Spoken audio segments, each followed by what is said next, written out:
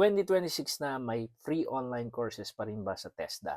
Ang sagot dyan ay yes. At ang magandang balita, libre na, online pa.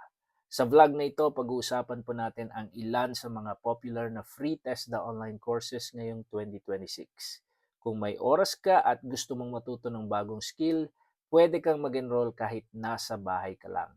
Sa video na ito, papakita ko rin kung saan at paano ka magre-register para makapagsimula ka agad.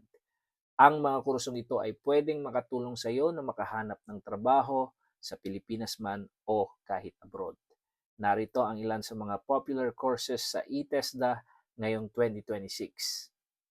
Una dyan ay ang Caregiving for the Elderly NC2. Kung gusto mong matutunan kung paano mag-alaga ng mga nakatatanda, malaking tulong ang kursong ito. Matututunan mo ang basic caregiving skills tulad ng pag-assist sa daily needs ng elderly at tamang pag-aalaga sa kanilang kalusugan. Number 2, Food and Beverage Services NC2. Perfect ito kung gusto mong magtrabaho sa restaurant, hotel o cruise ship. Matututunan mo ang proper serving techniques, table setup at customer service. Number 3, Bread and Pastry Production NC2. Mahilig ka bang mag-bake? Sa kursong ito, matututunan mo kung paano gumawa ng iba't ibang tinapay, cakes at pastries. Magandang skill ito kung balak mong magbukas ng maliit na bakery o home business.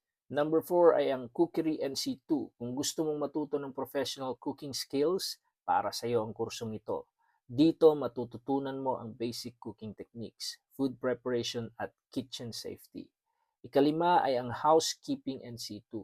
Ang kursong ito ay naghahanda sa iyo para sa trabaho sa hotel at hospitality industry. Matututunan mo ang proper cleaning procedures, room preparation at housekeeping standards. Kung gusto mong mag-enroll, pumunta ka lang sa website na e-tesda.gov.ph. Mag-create ka lang ng account, i-verify ito sa pamamagitan ng iyong email, at pagkatapos noon, pwede ka nang magsimula sa napili mong course. Kung may tanong ka naman, may FAQ section din sa website nila para matulungan ka. Kaya ano pang inaantay mo? Kung gusto mong matuto ng bagong skill ng libre, magandang pagkakataon na ito.